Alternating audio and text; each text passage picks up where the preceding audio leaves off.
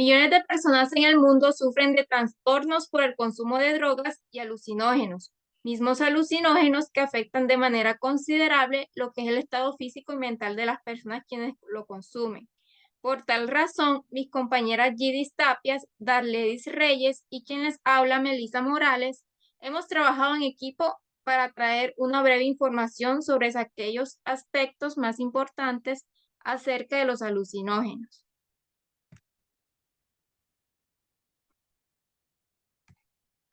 Los alucinógenos son drogas psicoélicas, sustancias que alteran el estado de conciencia y producen distintos tipos de alucinaciones. También podríamos definirla como aquellas sustancias que son naturales o sintéticas, que alteran lo que es el estado de la percepción, lo que es la realidad de las personas, como ver imágenes, escuchar sonidos o sentir sensaciones que para ellos son reales, pero que en realidad no lo son.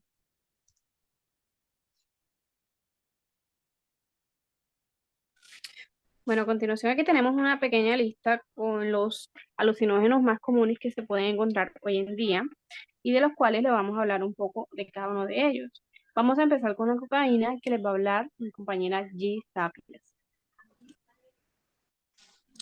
Bueno, la cocaína, pues este es un estimulante potente que provoca euforia y que pues esto es lo que hace que la persona pues se sienta con mucha energía. Pero en dosis elevadas, este causa trastornos graves y potencialmente mortales, ya que pues produce aceleración del ritmo cardíaco, también tiene aumento de la temperatura corporal, estado de inquietud y sobre todo las alucinaciones auditivas y sobre todo visuales. Otro tipo de alucinógenos también es la brunácea arborea, ¿sí? Que es la que vemos allí, la florecita que tiene estilo campana, que es conocida popularmente como trompeta de ángel. Pues esta es una planta que contiene sustancias alcaloides, iosiaminas y escopolamina. Pues esto es lo que produce o provoca esas alucinaciones y son altamente tóxicas.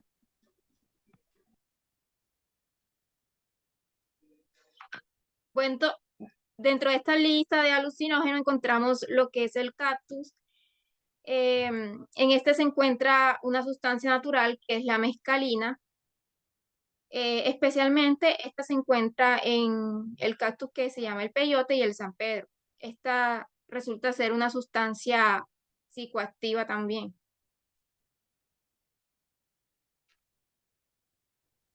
Bueno, también tenemos una que es bastante común, que es muy utilizada, que es el LSD o la dietilamina de ácido lisérgico. Bueno, esto es es un alucinógeno, ¿sí? Que hace que las personas pierdan la percepción de tiempo y espacio, que las personas que la han ingerido dicen que oyen los colores y que ven los sonidos y sobre todo que esta droga se encuentra en cuadritos de papel que la gente chupa o traga. Bueno, muchas veces después de experimentar un mal viaje, como se conoce, las personas pueden padecer o pueden tener un flashback, incluso muchas horas después de haber pasado su efecto alucinógeno y causando que la persona vuelva a experimentar eh, esa sensación fea, pues que no le fue muy bien con este tipo de droga. Bueno, también pierden el control de sus actos y se ponen muchas veces en situaciones de peligro.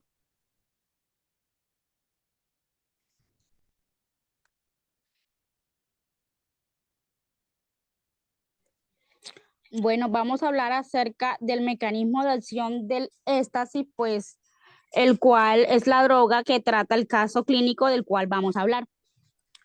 Eh, el éxtasis pues facilita la liberación de serotonina, dopamina y noradrenalina, pues e inhibiendo la recaptación de estas, aumentándose en el espacio sináptico. Cuando es consumida oral, de forma oral, pues ya sean pastillas o cristales, estas se desintegran en el estómago y llegan al intestino delgado. Estas partículas son pequeñas, las cuales pues pueden ser absorbidas por el torrente sanguíneo. Esta droga pues más que todo se bombea en el corazón y los pulmones. Luego atraviesa todo el resto del cuerpo. Estas moléculas cuando llegan a los vasos sanguíneos traspasan directamente al cerebro, lo que allí va a provocar el efecto. Bueno, la vía inhalatoria. Bueno, cuando el éxtasis se inhala, este se dispara por el orificio nasal. Las moléculas de éxtasis se basan por la membrana nasal directamente en los capilares. Luego, la sangre lleva el éxtasis por todo el cuerpo y al cerebro, donde va a comenzar a hacer su efecto alucinógeno.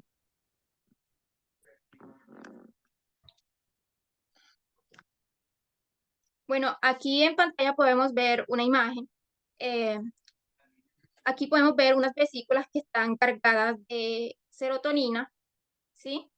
Entonces, estas después se unen a lo que es la hendidura presináptica, como podemos ver aquí. Luego, la serotonina actúa en los distintos receptores, siendo ya liberada, pero aquella serotonina que queda libre, ¿sí?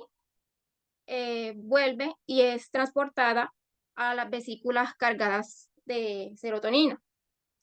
Entonces, ¿qué pasa cuando esta serotonina es liberada? Pues genera sensaciones de bienestar en la persona, genera relajación, satisfacción, aumenta lo que es la concentración y el autoestima. También se ve liberado lo que es una hormona que es la oxitocina y esta es conocida como aquella hormona para fortalecer las relaciones humanas. Un ejemplo de ello es en medio del sexo.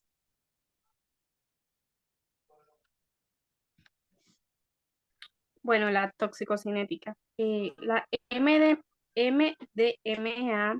o más conocida como éxtasis, se absorbe rápidamente por vía oral, iniciando su acción a los 30 minutos, empieza a realizar sus efectos alucinógenos con un pico máximo a los 60 minutos, o sea, la hora va a estar en su máximo punto donde la persona va a sentir euforia, emoción, ¿sí? Va a experimentar muchas sensaciones. Entonces, esto tiene una duración eh, eh, de que los efectos se oscilan entre 2 y 6 horas. Puede durar este efecto en la persona, puede estar, como se conoce, está drogada durante este periodo de tiempo, de 2 a 6 horas. Bueno, el 65% de la dosis absorbida se excreta inalterada, no sufre transformación alguna por vía renal. En cambio, el 35% se metaboliza en el hígado, principalmente en el MDA o más conocido también como 3,4 metil, que se encuentra activa y permite excretar por la orina.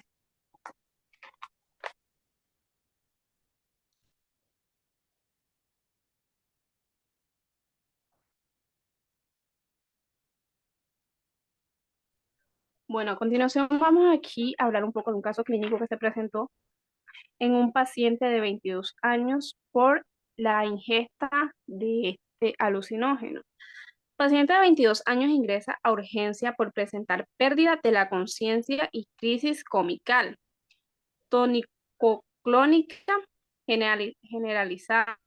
Bueno, se cree que por la ingesta de 2 comprimidos de éxtasis, los cuales había consumido 3 horas antes de ingresar a urgencias. Fueron las causales de tal hecho, una cantidad de alcohol moderada. Se desconoce si ha ingerido gran cantidad de agua u otros líquidos. Antes de perder la conciencia, había manifestado encontrarse extraño y con sensación de mareo e inestabilidad. Una crisis tónico-clónica es convulsiones.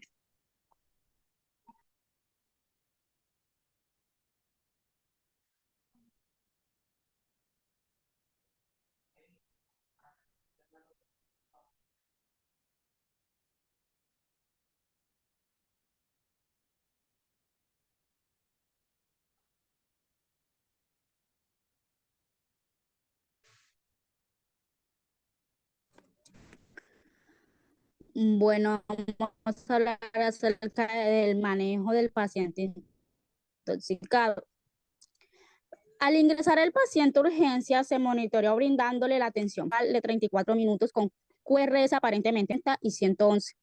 Hipertermia evidente, con piel caliente y sudorosa, temperatura axilar de 40.2 grados centígrados y un estado de coma profundo. Luego se procede la exploración física del paciente. Las enfermeras del servicio le colocaron 2 vías venosas periféricas y mantuvieron la mascarilla de oxígeno.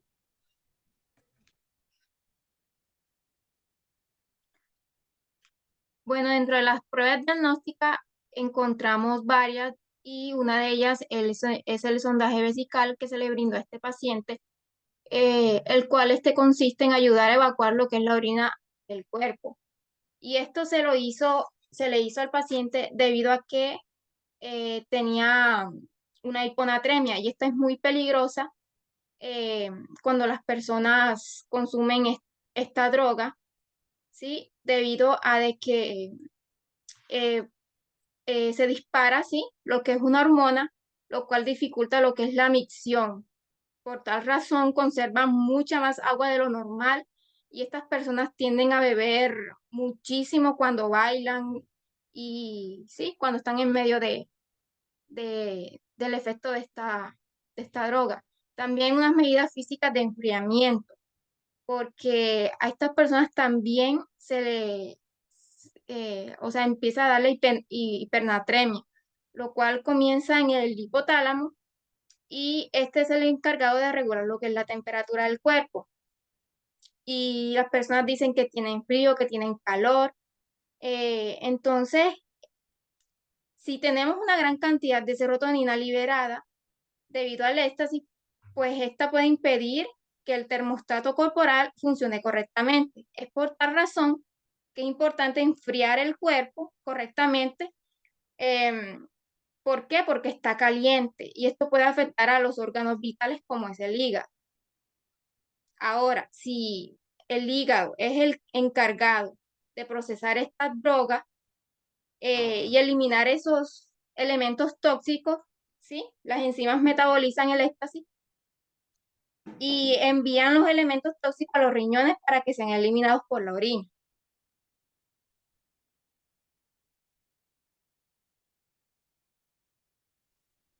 Bueno, la glucemia capilar se realiza para descartar una hipoglucemia, que el paciente presenta una baja de azúcar y que puede ser una causante de su desmayo.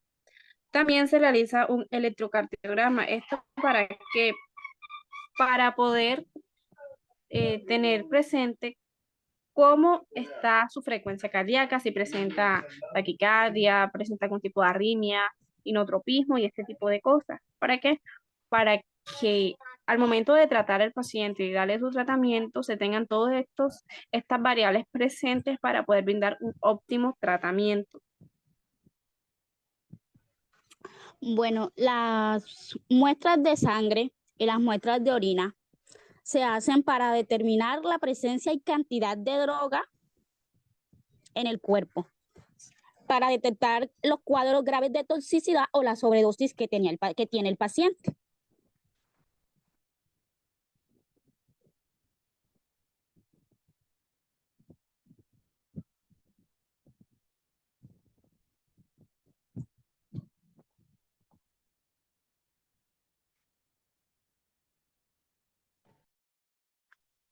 Tratamiento. Como hubo una segunda pastilla de éxtasis en el cuerpo, se opta con el paciente intubado y el balón insuflado, dejar carbón activado en el estómago para que éste pueda realizar la absorción de esta segunda pastilla de éxtasis, impidiendo que ésta se metabolice en el organismo y evitando así que siga causando el efecto tóxico del paciente.